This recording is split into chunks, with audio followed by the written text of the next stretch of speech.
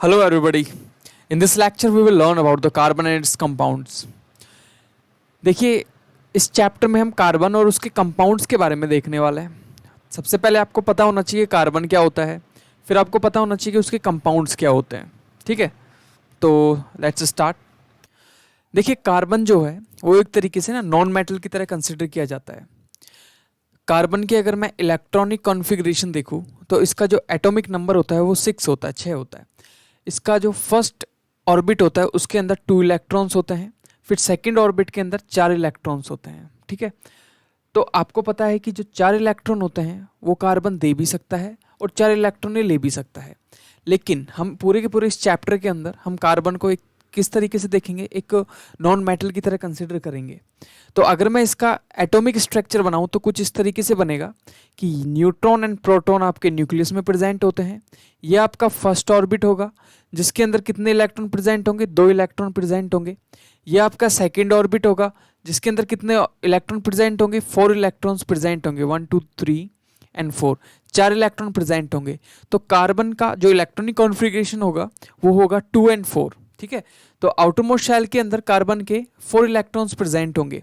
I hope you got the point. तो अब ये 4 इलेक्ट्रॉन्स हैं, तो आपको पता है कि आउटरमोस्ट शेल को कंप्लीटली फिल करने के लिए ये 4 इलेक्ट्रॉन्स को ले भी सकता है और जो आउटरमोस्ट शेल में 4 इलेक्ट्रॉन्स हैं उनको दे भी सकता है। तो हम इसी चीज़ को डिटेल में देखेंगे। तो सबसे पहले हम इंट्रोडक्शन से देखते हैं। ये तो आपका पूरा का पूरा कार्बन का क्या हो गया, एक इलेक्ट्रॉनिक कॉन्फ़िगरेशन हो गया। इसको हम नॉन मेटल की तरह ट्रीट करते हैं पूरे लेक्चर में। अब कार्बन मिलता कैसे एटमॉस्फेयर में? कार्बन का जो अकरेंस होता है वो 2 तरीके से होता है। एक तो फ्री स्टेट में मिलता है और दूसरा कंबाइंड स्टेट में कार्बन मिलता है। फ्री स्टेट का मतलब क्या है? देखो फ्री स्टेट का बेसिकली मतलब होता है कि सिर्फ और सिर्फ कार्बन मिले, ओनली कार्बन आपको मिले। ठीक है, ओनली कार्बन जब आपको मिलेगा तो उसको हम बोलेंगे free state of the carbon. Combined state का मतलब होता है कि कार्बन के साथ में हाइड्रोजन जुड़ा हुआ हो या फिर ऑक्सीजन जुड़ा हुआ हो, इस तरीके से अगर कार्बन मिल रहा है तो उसको combined state of the carbon बोलेंगे। तो free state of the carbon का मतलब होता है कि ओनली कार्बन प्रेजेंट हो, उसको हम free state of the carbon बोलते हैं। Get it? ओके, अब हम बात करेंगे सबसे पहले कि फ्री स्टेट में किस किस तरीके से मिलता है। तो फ्री स्टेट का मतलब मैंने आपको ऑलरेडी बताया कि ओनली कार्बन प्रेजेंट हो उसको हम फ्री स्टेट बोलते हैं। देखिए फ्री स्टेट का पहला तरीका होता है, फर्स्ट जो टाइप होता है फ्री स्टेट का वो होता है डायमंड। डायमंड जो होता है वो एक फ्री स्टेट ऑफ कार्बन का एग्जाम्पल है। डायमंड की जो करेक्टरिस्टिक्स होती हैं वो क्या क्या होती हैं? Diamond is a colourless and transparent substance have the extraordinary brilliance. What does it mean? Diamond एक कलरलेस और ट्रांसपेरेंट सब्सटेंस है, मतलब कि इसके आर पार देखा जा सकता है। It's brilliant. आप बोल सकते हो कि इसकी जो ब्रिटलनेस होती है, अर्थ के ऊपर सबसे हार्डेस्ट सब्सटेंस के नाम से भी इसको हम बोल सकते हैं। This is the hardest substance on the earth. Okay, so इतनी बातें आपको डायमंड के बारे में याद रखनी है। ओके, हार्डेस्ट सब्सटेंस के नाम से जानते हैं। इसके अंदर जो कार्बन का अरेंजमेंट होता है वो कुछ इस तरीके से होता है। आप देख सकते हो, let me zoom for you. यहाँ पे कार्बन होगा, फिर कार्बन होगा, फिर इस तरीके से एक अरेंजमेंट होगा। एक आप बोल सकते हो कि पिरामिड जैसे इसके अंदर एक अरेंजमेंट होता है। आपको अगर एग्जाम में बनाना है तो आपको कैसे बनाना होगा?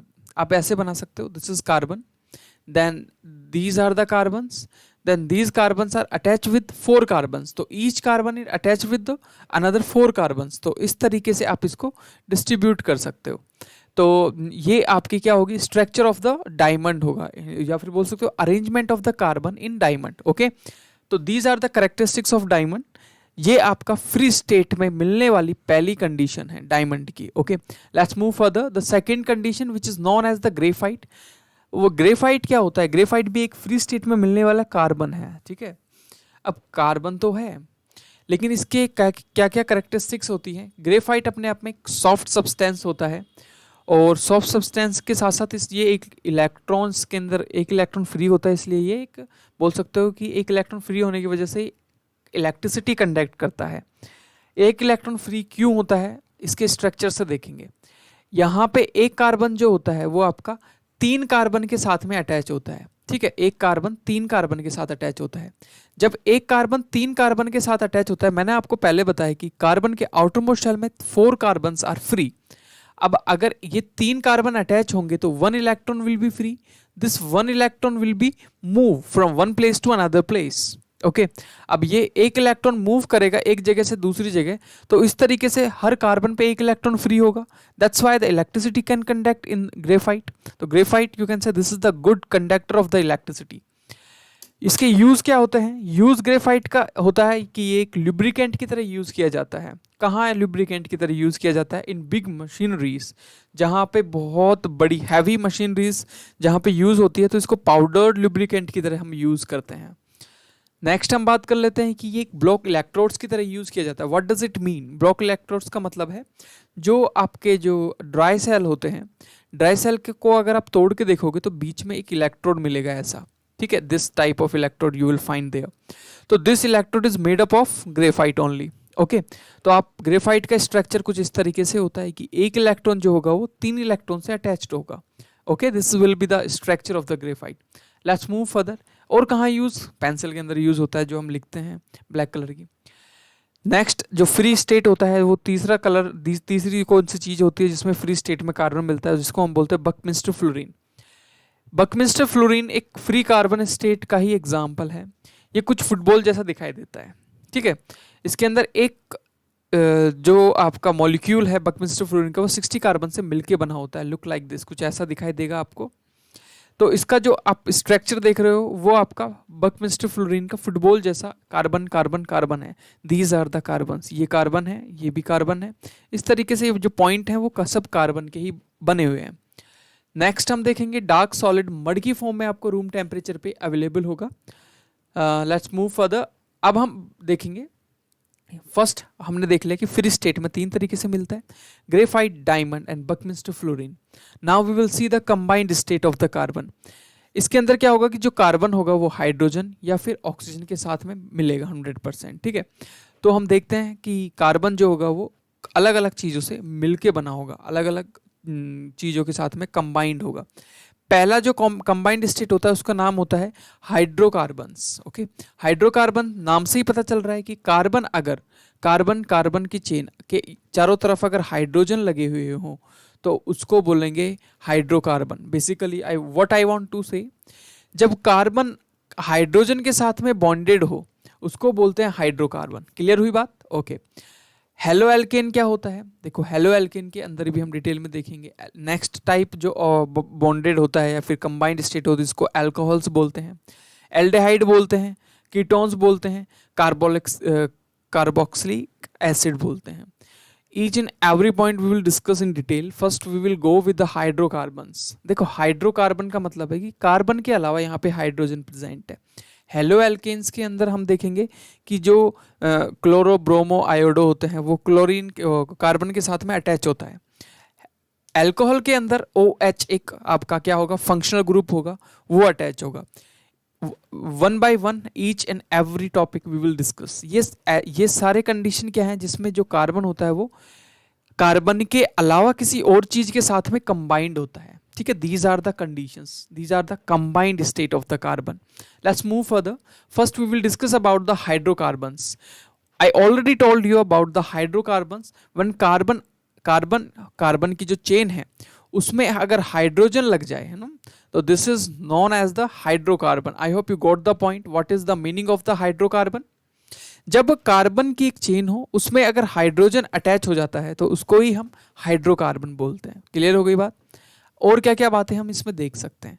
2 तरीके का हाइड्रोकार्बन होता है, एक होता है आपका सैचुरेटेड हाइड्रोकार्बन, एक होगा आपका अनसैचुरेटेड हाइड्रोकार्बन। सबसे पहले बात करेंगे कि what is the meaning of the saturated hydrocarbon, है ना। सैचुरेटेड हाइड्रोकार्बन का मतलब क्या होता है? देखिए अगर मैंने कार्बन और कार्बन की एक चेन ली, लॉन्ग चेन ली, इस कार्बन की चेन में आपको पता है कि एक कार्बन 4 फ्री इलेक्ट्रॉन रखता है। एक तो इसको दे दिया, यहाँ पे ये 3 रखेगा, यहाँ पे 2 रखेगा, ये 2 रखेगा, ये 2 रखेगा, ये 3 रखेगा। क्लियर होगी बात? ओके अब अगर यहाँ पे जितने हाइड्रोजन की जरूरत है, जितने इलेक्ट्रॉन से बॉन्ड बना सकते हैं, उतने अगर हाइड्रोजन प्रेजेंट हैं तो उसको बोलेंगे saturated hydrocarbon. Got it? This is called the saturated hydrocarbon. This is called the saturated hydrocarbon. But what is the unsaturated hydrocarbon? जितने हाइड्रोजन की रिक्वायरमेंट है उतने अगर हाइड्रोजन प्रेजेंट ना हो तो उस कंडीशन में कार्बन को अपने दूसरे या पिछले या अगले कार्बन के साथ में ही बॉन्डिंग करनी होती है, या तो वो डबल बॉन्ड करेगा या ट्रिपल बॉन्ड करेगा। जितने हाइड्रोजन की रिक्वायरमेंट है उतने अगर हाइड्रोजन प्रेजेंट ना हो, उस कंडीशन को ही बोलते हैं क्या, unsaturated hydrocarbon. I hope you got the point, what is the meaning of the saturated hydrocarbon and the unsaturated hydrocarbon. Clear होगी बात। सैचुरेटेड का मतलब कंप्लीटली फिल्ड, अनसैचुरेटेड मतलब जितने हाइड्रोजन की रिक्वायरमेंट है उससे कम हाइड्रोजन प्रेजेंट हो। लेट्स मूव फर्दर, आगे चलते हैं हम। देखो एक चीज और मैं आपको बताना चाहूंगा यहाँ पे सैचुरेटेड और अनसैचुरेटेड का, कि अगर यहाँ पे कार्बन कार्बन कार्बन, ठीक है, अगर मैं इसका एक डॉट स्ट्रक्चर बनाऊं, ठीक है, तो कुछ इस तरीके से डॉट स्ट्रक्चर बनेगा। ये तो एक फुल्ली फॉर्म्ड स्ट्रक्चर हो गया हाइड्रोकार्बन का। बट अगर मैं यहाँ पे एक डॉट स्ट्रक्चर बनाऊं इसी का ही, तो कैसे बनेगा। आपको पता है कि एक कार्बन के आउटर मोस्ट शेल में 4 इलेक्ट्रॉन्स होते हैं, इसके भी आउटर मोस्ट शेल में 4 इलेक्ट्रॉन होंगे, इस कार्बन के भी 4 इलेक्ट्रॉन्स होंगे, इस कार्बन के भी 4 इलेक्ट्रॉन्स होंगे, और हाइड्रोजन के आउटर मोस्ट शेल में 1 इलेक्ट्रॉन होता है। यहाँ पे भी 1 इलेक्ट्रॉन होगा, यहाँ पे भी 1 इलेक्ट्रॉन होगा, यहाँ पे भी 1 इलेक्ट्रॉन होगा। तो हर हाइड्रोजन के आउटर मोस्ट शेल में 1-1 इलेक्ट्रॉन फ्री होंगे। क्लियर होगी बात। अब देखो ये जो हाइड्रोजन है वो अपना आउटर मोस्ट शेल पूरा करने के लिए 2 इलेक्ट्रॉन मांगेगा, ये मांगेगा 2 इलेक्ट्रॉन, ये भी मांगेगा 2 इलेक्ट्रॉन। इसी तरीके से हर हाइड्रोजन का 2-2 इलेक्ट्रॉन से अपना आउटर मोस्ट शेल कंप्लीट होगा। बट बात आती है कार्बन पे, कि कार्बन अपने अपने कार्बन आउटर मोस्ट शेल को कैसे कंप्लीट करेंगे। This is what we have to prove here. तो देखो ध्यान से किस तरीके से करेंगे। अगर मैं बात करूं इस कार्बन की, तो ये अपने आउटर मोस्ट शेल को पूरा करने के लिए 8 इलेक्ट्रॉन चाहिए। तो ये 8 इलेक्ट्रॉन कहां से लाएगा, देखो 2 फिर 2 फिर इस तरीके से 2 फिर 2, ये हो गया आपका कितना 8। काउंट कर लो 1 2 3 4 5 6 7 8। तो आउटर मोस्ट शेल इस कार्बन की तो कंप्लीट हो गई। Let me change the colour here. अब हम बात करेंगे दूसरे कार्बन की। तो यहाँ पे अगर मैं इस कार्बन की बात करता हूं, तो ये अपने 8 कैसे कंप्लीट करेगा, 1 2, ये इस कुछ इस तरीके से बॉन्ड बनाएगा, then it will cover the 8 electrons. ठीक है, यहाँ पे देखो 8 इलेक्ट्रॉन। इसी तरीके से ये पिछला वाला भी करेगा। इस तरीके से ये सारे के सारे एक दूसरे का क्या करेंगे, कंप्लीशन करेंगे। तो ये इसको क्या बोलते हैं, इसको बोलते हैं कोवैलेंसी। एक दूसरे की मदद करना है, एक दूसरे को इलेक्ट्रॉन्स की साझेदारी आप बोल सकते हो। This is called the covalency, type of covalency you can से। ओके, बात आगे समझ। ओके, अब हम बात करेंगे एल्काइल ग्रुप्स की, है ना। एल्काइल ग्रुप्स क्या होते हैं। अभी हमने देखा कि एक कार्बन लॉन्ग चेन बनाता है। फॉर एग्जाम्पल यहाँ पे कार्बन कार्बन कार्बन कुछ इस तरीके से लॉन्ग चेन बना रहा था। यहाँ पे जितने हाइड्रोजन की रिक्वायरमेंट थी उतने हाइड्रोजन लग रहे थे। लेकिन लेकिन लेकिन one important thing you have to remember always, अगर यहाँ पे कार्बन की चेन पे कोई भी एक एक्स्ट्रा एक कार्बन की चेन लग जाती है, जैसे CH3 अगर लटक जाती है, तो इसको हम बोलेंगे alkyl group. Alkyl group is nothing but a different carbon group, different hydrocarbon group, जो कि एक मेन चेन के नीचे या ऊपर लटका हुआ हो, उस ग्रुप को ही हम क्या बोलते हैं, एल्काइल ग्रुप। ठीक है, अब इनका नाम कैसे देते हैं, नाम देना अभी सीखेंगे।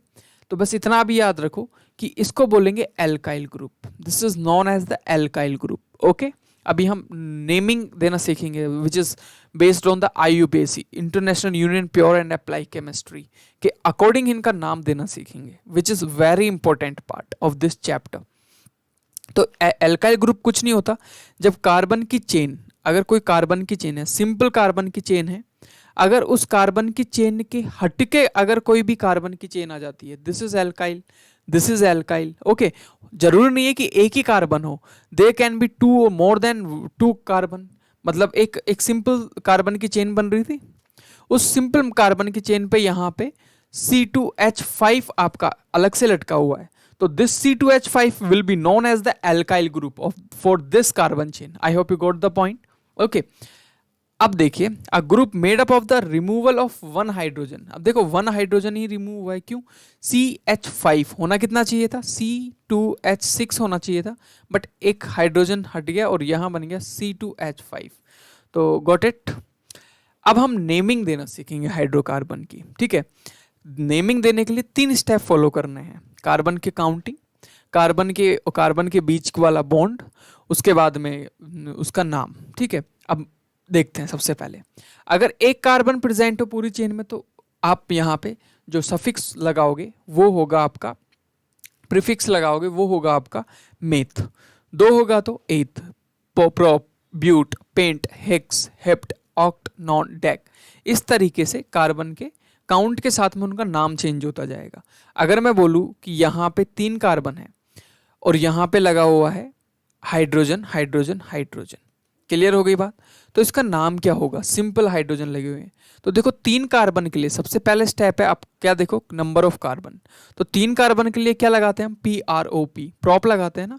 तो यहाँ लिखेंगे प्रीफिक्स के रूप में PROP। क्लियर हो यहाँ तक बात? अब दूसरे स्टेप होता है कि हम कार्बन और कार्बन के बीच में यहाँ पे देखते हैं क्या? बॉन्ड। अगर सिंगल सिंगल बॉन्ड है तो हम सफिक्स के रूप में लगाते हैं ANE, ठीक है। और अगर डबल बॉन्ड है कोई भी किसी भी कार्बन के बीच में तो हम लगाते हैं ENE, इन। अगर ट्रिपल बॉन्ड है कोई भी कार्बन के बीच में पूरी चेन में कहीं पे भी तो हम लगाते हैं YNE, आइन, ठीक है। तो एन, इन, आइन। तो यहाँ पे तो सिंगल बॉन्ड है सबके बीच में तो लगाएंगे एन। तो प्रॉप तो लगा दिया सफिक्स, और ANE लगाएंगे हम prefix. Sorry, this is the prefix, this is the suffix. Got it? अब हम दोबारा देखते हैं। अगर मैं आपको एक नाम दूं यहाँ पे C4 और यहाँ पे डबल बॉन्ड, फॉर एग्जाम्पल यहाँ पे एक हाइड्रोजन, यहाँ पे 2 हाइड्रोजन, यहाँ पे 2 हाइड्रोजन, यहाँ पे 3 hydrogen, then what will be the name of this group? तो सबसे पहले हम काउंट करते हैं। पहले स्टेप होता है हम काउंट करते हैं नंबर ऑफ कार्बन, 1 2 3 4। तो 4 के लिए लगाते हैं ब्यूट, BUT। इसको बट नहीं बोलते, इसको ब्यूट बोलते हैं। कितने बॉन्ड हैं यहाँ पे? डबल बॉन्ड आ गया, तो एन की जगह यहाँ क्या लगेगा? इन, तो ENE, इन। नाम हो जाएगा ब्यूटीन, दैट्स इट। एक और एग्जांपल लेते हैं। अगर मैंने यहाँ पे लगाया कार्बन कार्बन कार्बन कार्बन और एक और कार्बन, और यहाँ पे लगा दिया ट्रिपल बॉन्ड। अब यहाँ पे hydrogen hydrogen, this is 4, this is 4। Her carbon के 4 बॉन्ड होने चाहिए, 4 से ज़्यादा नहीं, 4 से कम नहीं, तभी वो कंप्लीट माना जाएगा, वो चेन कंप्लीट मानी जाएगी। क्लियर हो गई बात? यहाँ पे लगा दिया मैंने हाइड्रोजन, यहाँ पे भी हाइड्रोजन। अब इसका नाम देंगे तो कितने कार्बन है? 1 2 3 4 5। 5 के लिए क्या? Pent, PENT। तो यहाँ प्रीफिक्स लगाना होगा PENT, पेंट। ट्रिपल बॉन्ड है तो आइन लगाएंगे, तो YNE। क्लियर हो गई बात? पेंटाइन। Got it? तो इस तरीके से आपको नेमिंग देनी होती है। क्लियर हो गई? यस। तो 5 कार्बन के लिए 8 कार्बन होगा तो आप जो प्रीफिक्स लगाओगे वो ऑक्ट लगाओगे। पीछे जो आपका सफिक्स लगाना है वो किसके हिसाब से लगाना है? सिंगल बॉन्ड के लिए ANE लगाना है, डबल बॉन्ड के लिए ENE लगाना है, और ट्रिपल बॉन्ड के लिए YNE लगाना है। क्लियर हो गई बात? ये आपको याद रखना है। Let's move further. अब हम बात करेंगे फंक्शनल ग्रुप्स के बारे में। फंक्शनल ग्रुप्स क्या होते हैं? अभी तक हम सिर्फ देख रहे थे कार्बन और कार्बन की चेन होती है, सिंपल कार्बन की चेन है, उसके चारों तरफ क्या लगा हुआ था? हाइड्रोजन लगा हुआ था। लेकिन अब हम यहाँ पे हाइड्रोजन की जगह क्या लगाएंगे? फंक्शनल ग्रुप्स लगाएंगे। फंक्शनल ग्रुप्स वो होते हैं जो कार्बन की चेन में जुड़ के पूरी की पूरी जो आपका प्रोडक्ट बना है उसकी करेक्टरिस्टिक को ही, उसकी केमिकल, उसकी फिजिकल करेक्टरिस्टिक्स को ही क्या कर देते हैं? चेंज कर देते हैं। देखो किस तरीके से। सबसे पहला जो फंक्शनल ग्रुप होता है वो होता है आपका हेलो एल्केन्स, ठीक है, आपने पढ़ा था। तो हेलो एल्केन क्या है? हेलो एल्केन के अंदर कुछ चीजें आती हैं, क्लोरो, क्लोरीन, ब्रोमीन, आयोडीन, ठीक है। तो ये 3 आपके कार्बन चेन में लगे होंगे। कार्बन की चेन है, अगर कार्बन की चेन में क्लोरीन लगा दूंगा, फॉर एग्जाम्पल ब्रोमीन लगा दिया मैंने यहाँ पे Br, तो ये कुछ इस तरीके से इसका नाम दिया जाएगा। कैसे दिया जाएगा? ये हाइड्रोजन है, ये हाइड्रोजन है। देखिए ध्यान से देखिए, इसका नाम कैसे देंगे। इसका नाम देंगे सबसे पहला स्टेप होता है कार्बन कार्बन कार्बन। कितने कार्बन है? 1 2 3 4। मैथ एथ प्रोप ब्यूट, नाम होगा BUT, प्रीफिक्स। सिंगल बॉन्ड है तो ANE, ब्यूटेन। अब यहाँ पे है ब्रोमीन, तो यहाँ लगाएंगे ब्रोमो। तो आगे भी लगा सकते हो चाहो तो ब्रोमो, चाहो तो ब्रोमो पीछे भी लगा सकते हो, it's your choice. Okay, bromine की जगह यहाँ पे आयोडीन होता तो आयोडो लगाते। समझ में आ गई? तो इस तरीके से पूरा का पूरा नाम बनेगा। तो ये हैलोजन, आपका क्या होता है, फंक्शनल ग्रुप होता है, जो कि नाम के साथ प्रॉपर्टीज भी चेंज कर देगा कार्बन की। अब हम देखेंगे अल्कोहल। अल्कोहल भी एक तरीके से क्या है, आपका फंक्शनल ग्रुप है, जो कि कार्बन की चेन में किस रूप में लगा हुआ मिलेगा आपको, OH के रूप में लगा हुआ मिलेगा। कार्बन की चेन है और OH में लगा हुआ मिलेगा, तो नाम में क्या परिवर्तन आएगा, नाम में क्या चेंज आएगा, दिस इज इंपॉर्टेंट थिंग। सबसे पहले कार्बन काउंट करेंगे, मैथ एथ प्रोप, नाम आएगा PROP, प्रोप। सिंगल बॉन्ड है तो ANE, प्रोपेन। अब देखो ध्यान से, OH जहां आ जाता है तो उसके नाम के सफिक्स में, मतलब पीछे ओल लगा दिया जाता है, OL, ओल लगा दिया जाता है, तो यहां लगाएंगे प्रोपेनॉल, प्रोपेनॉल। समझ आ गई बात। और मैं आपको एग्जांपल दूं और क्लियर करूं तो यहाँ पे OH लगा दिया, यहाँ पे जितने भी हाइड्रोजन्स की जरूरत है उतने हाइड्रोजन्स लगा दिए, जितने भी हाइड्रोजन्स की नीड है हमने यहाँ पे हाइड्रोजन्स लगा दिए, मैथ एथ प्रोप ब्यूट। तो यहाँ लिखेंगे हम ब्यूट, और सिंगल बॉन्ड है तो एन, और OH लगा हुआ है तो ओल, तो ब्यूटेनॉल। क्लियर हो गई बात। तो अल्कोहल इस तरीके से फंक्शनल ग्रुप की तरह काम करता है और उसकी कैरेक्टरिस्टिक्स भी अलग अलग होंगी।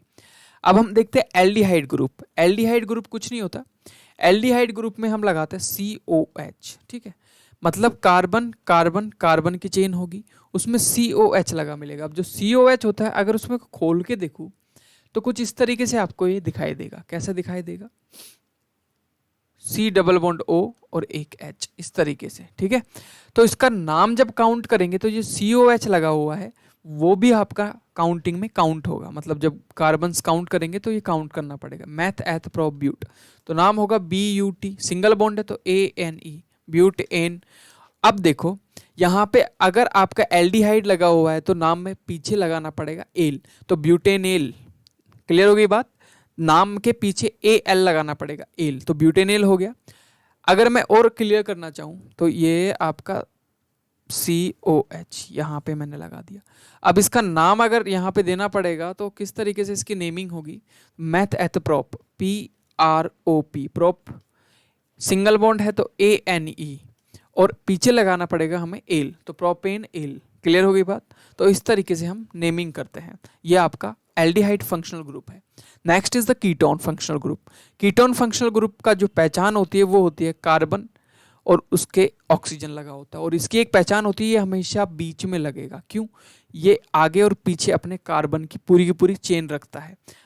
अगर एग्जाम्पल दूं मैं यहाँ पे, तो ये आपकी कार्बन की चेन है, तो इसके या इस पे ऑक्सीजन लगा दो तो ये आपका कीटोन है। अब इसका नाम के पीछे ONE लगता है, मैथ एथ प्रोप ब्यूट, यहाँ लिखूंगा BUT। यहाँ पे सब जगह हाइड्रोजन लगा हुआ है, डोंट वरी, ओके। यहाँ पे सब जगह आपका हाइड्रोजन लगा हुआ है। क्लियर हो गई बात, ब्यूट। अब सिंगल बॉन्ड है सबके बीच में तो एन। अब आपके दिमाग में आ रहा होगा अब तो सिंगल बॉन्ड ही लगा रहे हो, कभी डबल बॉन्ड लगाया नहीं, कोई बात नहीं, डबल बॉन्ड लगा लेंगे नेक्स्ट एग्जाम्पल में। ब्यूटेन, और पीछे लगाना पड़ेगा आपको ONE, तो नाम हो जाएगा ब्यूटेनॉन।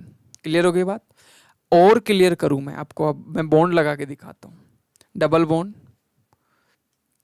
यहाँ पे oxygen, this is hydrogen hydrogen hydrogen. Clear हो गई, ये तीन, ये hydrogen, this hydrogen, this hydrogen and hydrogen and hydrogen. Meth eth prop but pent, PENT, pent. अब देखो डबल बॉन्ड आ गया तो यहाँ लगाना पड़ेगा पेंट इन, ENE, इन।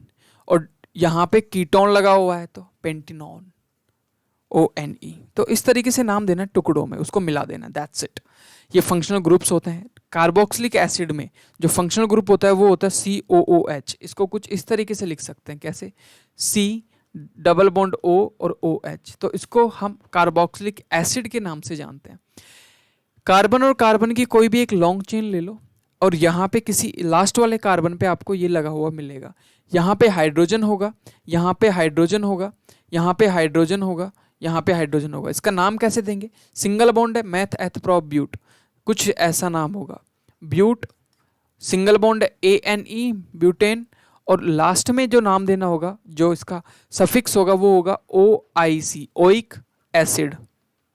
ओइक एसिड आपको यहाँ पे सफिक्स यूज करना है in the case of carboxylic acid. Let's move further. ये तो हो गया आपके सारे के सारे फंक्शनल ग्रुप्स। अब हम देखने वाले हैं आइसोमर्स के बारे में। आइसोमर क्या होते हैं? The organic compounds having the same molecular formula but the different structures.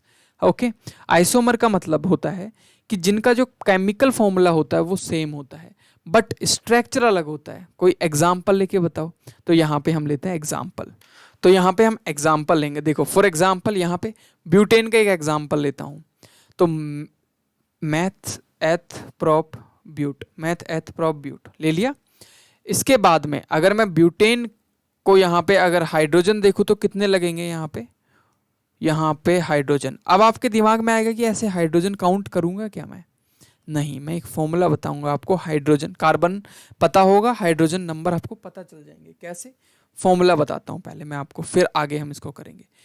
3 फॉर्मूले होते हैं। एक होता है CnH2n+2। ये फॉर्मूला काम आता है किसके लिए? सिंगल बॉन्ड वाले के लिए। मतलब सब कार्बन में अगर सिंगल बॉन्ड है, नंबर ऑफ कार्बन पता होगा तो हाइड्रोजन का नंबर पता चल जाएगा।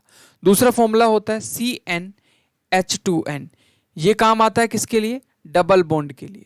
ठीक है, जहां पे कार्बन में कहीं पे भी एक भी जगह डबल बॉन्ड आ गया तो ये आपको यूज करना है to find the number of hydrogen. तीसरा फॉर्मूला होता है CnH2n-2। तो ये होता है आपका ट्रिपल बॉन्ड के लिए।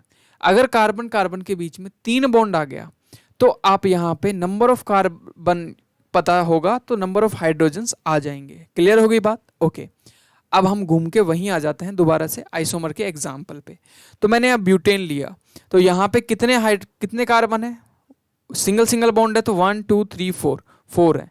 तो ये वाला फॉर्मूला लगाओ, हाइड्रोजन का नंबर बिना काउंट करे ही आ जाएगा। तो यहाँ आ जाएगा 4 रखो, 4 2 8 10, तो यहाँ आ जाएगा 10। काउंट कर लो 1 2 3 4 5 6 7 8 9 10। क्लियर हो गई बात? ओके, अब देखो फॉर्मूला ये है। अब यहाँ पे देखो दूसरा एग्जाम्पल, यहाँ पे मैं कुछ एक इस तरीके का एक एग्जाम्पल लेता हूँ। ठीक है, यहाँ पे मैंने एक इथाइल ग्रुप ले लिया, एल्काइल ग्रुप जिसको हमने बोला था वो ले लिया। Hydrogen hydrogen hydrogen. अब इनको काउंट करो तो यहाँ पे भी कार्बन कितने मिलेंगे? 4। और हाइड्रोजन को काउंट करोगे तो 10 आपको हाइड्रोजन यहाँ पे मिलेंगे। तो जब आपके फॉर्मूले क्या हो? सेम हो, लेकिन स्ट्रक्चर्स डिफरेंट हो, उनको क्या बोलते हैं? आइसोमर्स बोलते हैं। क्लियर हो गई बात? नाम क्या होगा? इसका नाम होगा ब्यूटेन। इसका नाम क्या होगा? इसका नाम होगा आपका मैथ एथ प्रोप। तो इसका नाम होगा प्रोपेन लेकिन इथाइल प्रोपेन। क्यों? एक आपका एल्काइल ग्रुप अलग से लटका हुआ है पूरे के पूरे प्रोपेन में। तो गॉट इट? आइसोमर्स क्या होते हैं। अब हम देखेंगे होमोलॉजियस सीरीज क्या होती है। देखो होमोलॉजी सीरीज का मतलब कुछ नहीं होता। सीरीज का मतलब एक कंटिन्यूटी, कोई एक सीरीज बन रही हो। अगर मैं CH2 का डिफरेंस देख लूं किसी में भी, जैसे CH4 एक है, उसके बाद में दूसरा अगर मैं देखूं C2H6, फिर उसके बाद में C3H कितना, यहां पे C कार्बन पे कितना लगेगा? 1 2 6 और 2 कितना हो गया? 8। तो ये एक तरीके से क्या है? सीरीज है। तो जिस सीरीज के बीच में कितने का डिफरेंस हो? CH2 का डिफरेंस हो, उस सीरीज को ही हम क्या बोल देते हैं? हम होमोलॉजियस सीरीज बोल देते हैं। क्लियर हो गई बात? तो जिसमें कितने कार्बन का, एक कार्बन का और 2 हाइड्रोजन का डिफरेंस हो, उस ऐसी सीरीज को, ऐसे ग्रुप को हम होमोलॉजियस ग्रुप या होमोलॉजियस सीरीज बोल देते हैं। अब हम देखते हैं कि केमिकल प्रॉपर्टीज ऑफ कार्बन क्या क्या होती हैं। सबसे पहले हम देखेंगे कंबशन। अगर मैं किसी भी कार्बन कंपाउंड को जलाता हूं तो कौन कौन से प्रोडक्ट्स मेरे पास में आउटकम आता है, कौन कौन से प्रोडक्ट्स का आउटकम मुझे मिलेगा। अब यहाँ पे कंबशन मैं करवाता हूँ। कोई भी एक कार्बन कंपाउंड ले लिया, मैं यहाँ पे ले लेता हूँ बहुत इजी सा, मैथेन ले लेते हैं, CH4 को जब मैं ऑक्सीजन की प्रेजेंस में क्या करता हूँ? बर्न करता हूँ। तो बर्न करने का साइन कुछ ऐसा होता है। ठीक है, तो मेरे को जो रिजल्टेंट वैल्यू मिलेगी वो मिलेगी CO2 plus H2O plus heat and light. ठीक है, तो यही आपको हमेशा मिलेंगी। याद रखना है, यही चीज़ आपको मिलेंगी। CO2 प्रोड्यूस होगा, H2O प्रोड्यूस होगा, हीट प्रोड्यूस होगी और लाइट प्रोड्यूस होगी। जब किसी भी कार्बन कंपाउंड को ऑक्सीजन की प्रेजेंस में बर्न करोगे तो आपको CO2 H2O और हीट लाइट, ठीक है, ये चीज़ें आपको मिलेंगी। अब हम आगे चलते हैं। सब्स्टिट्यूशन रिएक्शन कैसे होता है किसी भी कार्बन कंपाउंड के अंदर, देखते हैं। सब्स्टिट्यूट होना, सब्स्टिट्यूट का मतलब किसी की जगह आके बैठ जाना। अगर मैं CH4 की रिएक्शन Cl2 के साथ में कराता हूँ तो मुझे यहाँ पे कैसे रिएक्शन मिलती है देखते हैं, थोड़ा ओपन करके देखते हैं, थोड़ा खोल के देखते हैं इसको। तो CH4 का मतलब 4 हाइड्रोजन आपके कार्बन के साथ में कुछ इस प्रकार लगे हुए हैं और क्लोरीन क्लोरीन का एक बॉन्ड बना हुआ है। तो जो ये H होगा वो क्लोरीन के साथ में निकल जाएगा, HCl बन जाएगा, और ये जो क्लोरीन होगा वो यहाँ आके बैठ जाएगा, सब्स्टिट्यूट कर देगा। तो it will be as it is, hydrogen यहाँ, हाइड्रोजन यहाँ, हाइड्रोजन यहाँ, और ये क्लोरीन यहाँ आके बैठ गया। तो ये कुछ इस तरीके से बनेगा CH3Cl। क्लियर होगी बात? तो आप बोल सकते हो कि सब्स्टिट्यूट होने का मतलब है कि हाइड्रोजन को रिप्लेस कर देना। यहाँ पे बोल सकते हो HCl बाहर निकला और CH3Cl आपका यहाँ पे एक प्रोडक्ट बना। क्लियर होगी बात? Let's move for the addition reaction. What will happen in addition reactions? देखो एडिशन रिएक्शन में कुछ नहीं होता। फॉर एग्जाम्पल मैंने कोई भी एक अनसैचुरेटेड हाइड्रोकार्बन ले लिया, जैसे CH2 डबल बॉन्ड CH2 ले लिया, यहाँ पे डबल बॉन्ड है तो ये अनसैचुरेटेड है। अगर मुझे इसमें हाइड्रोजन ऐड करवाने हैं तो मुझे यहाँ पे निकल कैटलिस्ट की प्रेजेंस में क्या करना पड़ेगा, गर्म करना पड़ेगा, या फिर बोल दो कि H2SO4 से रिएक्शन करवानी पड़ेगी। जहाँ पे आपको हाइड्रोजन चाहिए होते हैं वहाँ पे H2SO4 से रिएक्शन करवा दो। या फिर किसी भी अनसैचुरेटेड चीज़ को सैचुरेटेड करवानी है तो हाइड्रोजन की आप क्या करवा दो, बम्बार्टम मतलब बौछार करवा दो। किसके ऊपर? निकल कैटलिस्ट के ऊपर। उसके ऊपर अनसैचुरेटेड चीज़ें डाल दो तो अपने आप हाइड्रोजन ऑब्जर्व हो जाता है। अब इसको अगर मैं थोड़ा सा खोल के देखूँ तो कुछ इस तरीके से रिएक्शन होगी। ये सिंगल बॉन्ड होगा, यहाँ पे हाइड्रोजन होगा और ये आपका यहाँ पे फ्री इलेक्ट्रॉन होगा, प्लस में एक हाइड्रोजन और एक हाइड्रोजन। ये वाला हाइड्रोजन जाके यहाँ मिलेगा और ये वाला हाइड्रोजन आपका यहाँ मिलेगा। तो आपका जो अनसैचुरेटेड हाइड्रोकार्बन था वो अब किस में कन्वर्ट हो जाएगा? It will convert in saturated hydrocarbon. Got it? I hope you got it. Clear हो गई बात? जो अनसैचुरेटेड हाइड्रोकार्बन है वो सैचुरेटेड हाइड्रोकार्बन में कन्वर्ट हो गया इन प्रेजेंस ऑफ द निकल कैटलिस्ट।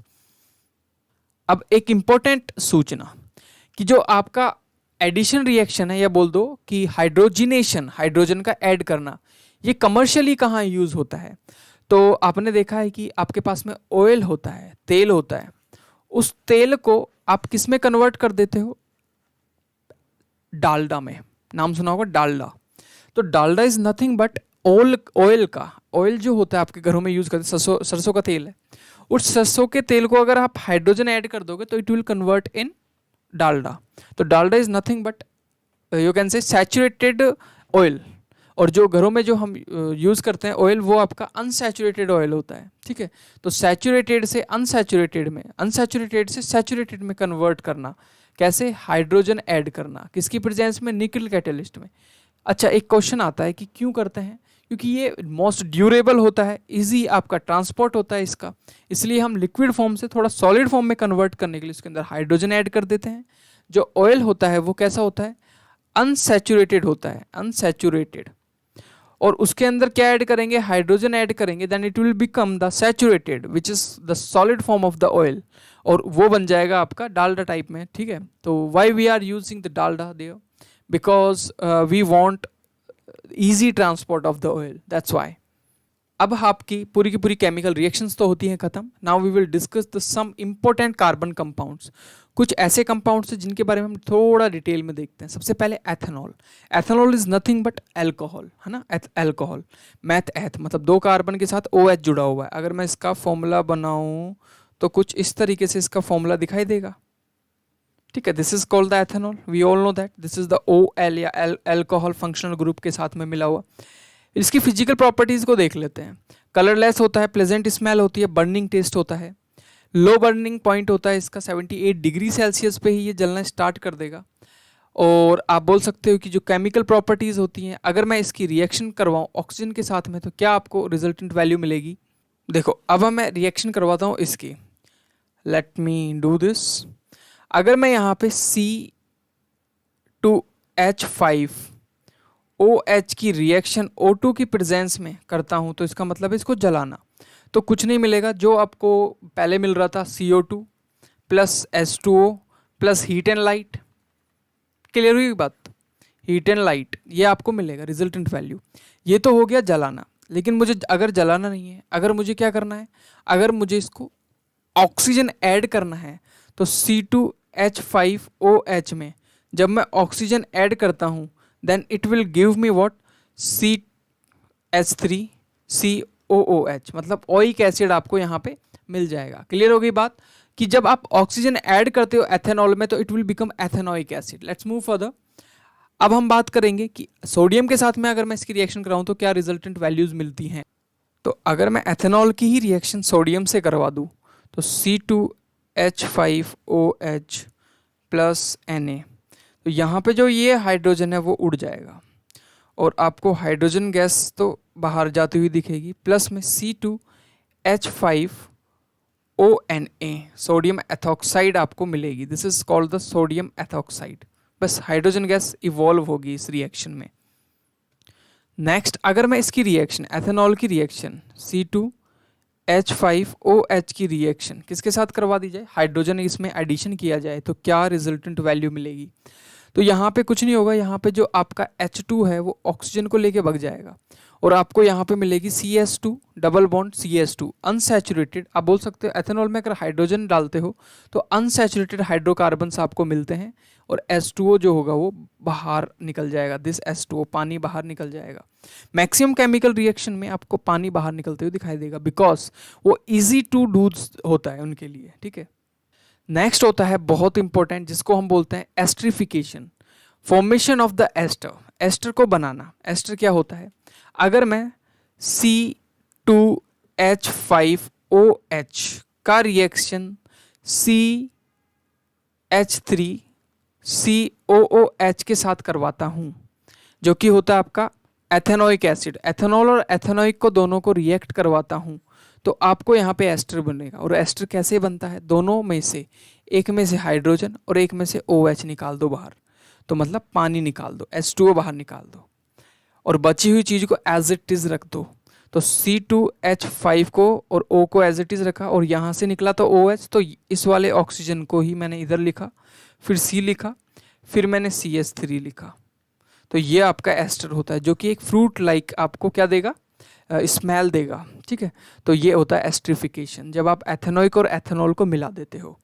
अब हम बात करेंगे सेकंड इंपॉर्टेंट हाइड्रोकार्बन की जिसका नाम होता है एथेनोइक एसिड। क्या क्या खास बातें होती है इसकी, देखो फिजिकल प्रॉपर्टीज की बात करूँ, ये भी एक सौर होता है, ऑफकोर्स सौर होगा, एसिड है तो कलरलेस होता है, बॉइलिंग पॉइंट इसका ज़्यादा होता है एथेनॉल से 118 डिग्री सेल्सियस होता है, पानी के साथ मिलता है, पिछला वाला भी पानी के साथ मिलता था। केमिकल प्रॉपर्टीज़ क्या क्या होती हैं, देखो केमिकल प्रॉपर्टीज़ ज़्यादा नहीं देखेंगे इसमें, थोड़ी सी केमिकल प्रॉपर्टीज़ देखेंगे। अगर मैं एथेनोइक एसिड की रिएक्शन NaHCO3 के साथ करता हूँ, Na2CO3 के साथ करता हूँ, NaOH के साथ करता हूँ, तो कुछ नहीं होगा, H हटेगा, यहाँ से भी H हटेगा, यहाँ से भी H हटेगा और लगेगा क्या आपका सोडियम एथेनोइट बनेगा, मतलब कि CH3COONA यहाँ पे बनेगा, CH3COONA यहाँ पे बनेगा और CH3COONA यहाँ पे बनेगा और तीनों का नाम एक ही होता है, सोडियम एथेनोइट। रिजल्टेंट वैल्यूज़ क्या मिलेंगी, रिजल्टेंट वैल्यूज़ आपको CO2H2O, यहाँ पे CO2 प्लस H2O मिलेगा, यहाँ पे CO2 प्लस H2O मिलेगा और यहाँ पे आपको सिर्फ H2O मिलेगा। क्यों, यहाँ पे आपका कार्बन नहीं था और ये तीनों का नाम ही सिमिलर होता है जिसका नाम क्या होता है आपका सोडियम एथेनोइट। क्लियर हो गई बात, लेट्स मूव फर्दर, आगे चलते हैं। देखो आगे मूव करते हैं तो हम देखेंगे सोप एंड डिटर्जेंट के बारे में। सबसे पहले देखना पड़ेगा कि what is the meaning of the soap. Soap क्या होता है, सोप कुछ नहीं होता, सोप बोल सकते हो कि long chain of the fatty acids होते हैं। ठीक है, सोडियम सॉल्ट होता है और long chain of the fatty acids. क्या होता है, जब आप फैटी एसिड्स को लेते हो तो वो कुछ कार्बन के कुछ इस तरीके से लॉन्ग चेन बनाते हैं COOH। अगर मैं इसको NaOH से मिलाता हूँ तो आपको जो रिजल्टेंट वैल्यू मिलेगी वो मिलेगी H2O प्लस में कार्बन की लॉन्ग चेन और COONA। ठीक है, तो this is called the soap, इसको ही हम क्या बोलते हैं, सोप बोलते हैं। क्लियर हो गई बात, ओके। ये किस तरीके से वर्क करती है, सोप का काम कैसे होता है, क्लींजिंग एक्शन ऑफ सोप कैसे होता है। देखो मैंने बताया कि जो सोप होता है वो long chain of sodium salt होता है। तो ये वाला जो पार्ट होता है ये क्या होता है, ये आपका वाटर में ऐड मतलब पानी में मिल सकता है। और ये वाला जो पार्ट होता है वो किस में ऐड हो सकता है, ये आपका तेल में, ऑयल में ऐड हो सकता है। तो ये वाटर डिजॉल्व होता है, ये आपका ऑयल में डिजॉल्व होता है। क्लियर होगी? ओके। जब हम साफ करते हैं किसी भी कपड़े को तो उसमें एक चीज होती है जिसको बोलते हैं ऑयल, डर्ट, जो कि ऑयल शेप में प्रेजेंट होती है। तो जो ऑयल में डिजॉल्व होने वाला पार्ट होता है जो कि आपका ये वाला पार्ट होता है वो आपकी डर्ट के साथ मिलता है, और जो दूसरा पार्ट होता है जो पानी के साथ डिजॉल्व होता है वो आपका पानी के साथ मिलता है और इसको खींच के बाहर ले जाता है। तो आप बोल सकते हो कि हाइड्रोफोबिक और हाइड्रोफिलिक दो पार्ट होते हैं आपके एक मॉलिक्यूल सोप के अंदर। हाइड्रोफोबिक और हाइड्रोफोलिक का मतलब समझ आया? ये फिलिक, फिलिक मतलब पानी में मिल जाना, फोबिक मतलब पानी से दूर चला जाना। तो जब ये वाला जो पार्ट होता है वो पानी में नहीं मिलता, ये किस में मिलता है, ये आपके इसके अंदर डर्ट के अंदर मिलता है। तो फिर खींच के इसको ले जाता है पानी के साथ मिलके। तो this is the action, very easy. Limitations की बात करें तो हार्ड वाटर के अंदर ये काम नहीं कर सकता है। क्यों नहीं कर सकता है? क्यों नहीं कर सकता है? तो लिमिटेशंस हार्ड वाटर में क्यों नहीं कर पाता? क्योंकि हार्ड वाटर के अंदर होते हैं आपके कैल्शियम और मैग्नीशियम प्रेजेंट। जो आपका सोप होता है वो long chain of the sodium, sodium के सॉल्ट का long chain of fatty acid होता है। जब हम इसको पानी में डालेंगे साफ करने के लिए तो ये कैल्शियम और मैग्नीशियम उसके ऊपर अटैक करेंगे, they will not work properly, और ये इसको साफ नहीं कर पाएगा। हार्ड वाटर के अंदर हम सोप का यूज नहीं कर सकते। Then what we have to do here, तो हम डिटर्जेंट यूज करते हैं। डिटर्जेंट कुछ नहीं होता, लॉन्ग फैटी एसिड्स ऑयल की चेन होती है जिसमें COONA की जगह यहाँ पे सल्फर के सॉल्ट होते हैं, SO4Na होता है। तो जब हम इसको ये आपका डिटर्जेंट होता है, जब हम इसको डालते हैं तो आपका जो कैल्शियम होता है वो सल्फर के साथ मिलके क्या बन जाता है, कैल्शियम सल्फाइड, या मैग्नीशियम से मिलके मैग्नीशियम सल्फाइड, और बाकी आपका पूरा का पूरा फंक्शन फिर सोप की तरह ही होता है डिटर्जेंट में। तो दोनों में डिफरेंस देखोगे तो सोप होता है आपका सोडियम की लॉन्ग फैटी चेन, और यहाँ पे सल्फर सॉल्ट के लॉन्ग फैटी चेन होता है। ये आपका क्या होता है, डिटर्जेंट्स होते हैं। ये आपका पूरा का पूरा चैप्टर था। If you like the video please subscribe करना, शेयर करना, जो भी डाउट हो आप कमेंट सेक्शन में बताना। Thank you everybody.